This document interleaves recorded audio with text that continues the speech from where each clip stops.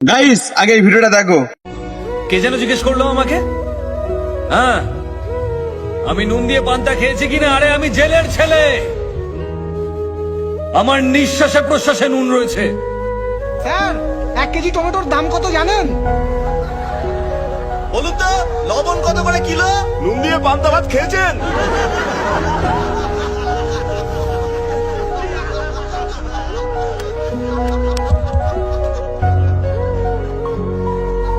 আজ আপনাদের কথা শুনে খুব লজ্জাই করছে আমার। সত্যি কথা বলতে 1 কিলো টমেটোর দাম আমি জানি না। টমেটোর দাম জানে না, নেতা হতে এসেছেন? এই স্যারকে টমেটোটা চিনিয়ে দে না। স্যার একবার এই টমেটোটা দেখে নিন। আরে ওই এই এই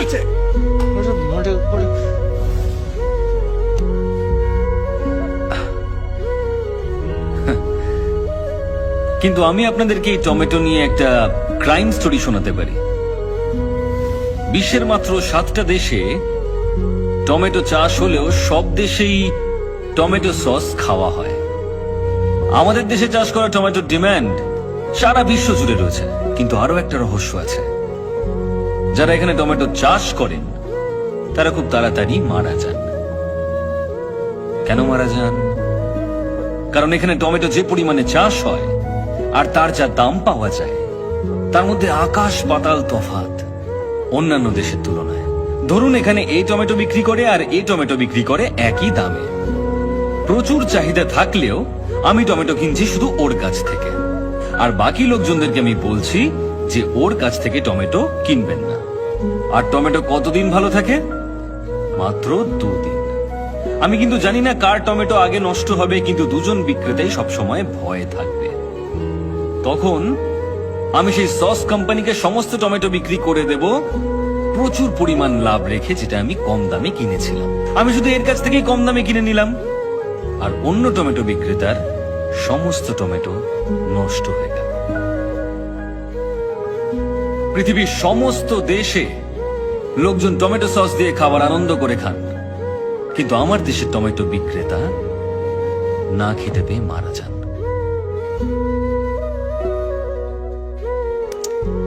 তাই পরের বার যদি আমাকে আপনারা টমেটো ছুঁড়তে চান, তাহলে দয়া করে ওই টমেটো বিক্রেতাদের কথা মনে রাখবেন। কি হলো? আপনারা সবাই চুপ কেন? কারোর কিছু বলার থাকলে বলতে পারেন। স্যার, আমার একটা প্রশ্ন আছে। হ্যাঁ বলুন না। আমরা কেউ এখানে ভোট দেওয়ার সময় যাই না, জানি যে ওটা জালি ভোট হয়ে যাবে, কিন্তু আপনি একটা ভোটের জন্য এত কিছু কেন করছেন? আপনি তো 49P সম্পর্কে সবকিছুই জানেন। ভোটের রেজাল্ট বন্ধ করে দিলেন, কোম্পানি থেকে পদত্যাগও করলেন, এসব কি স্যার?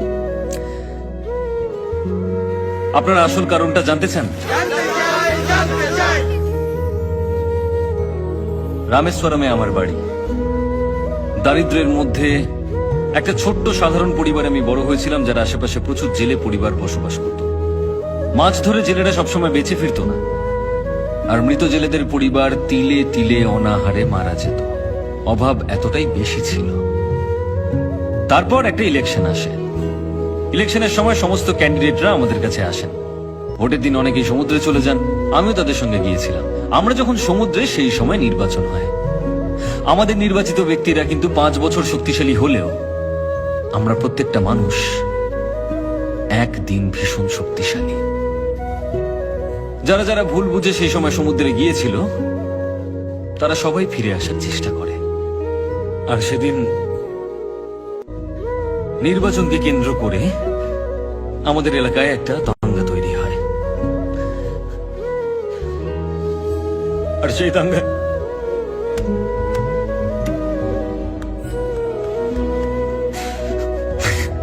দাঙ্গায় আমার বাবার সঙ্গে 13 জন মানুষ মারা যায়।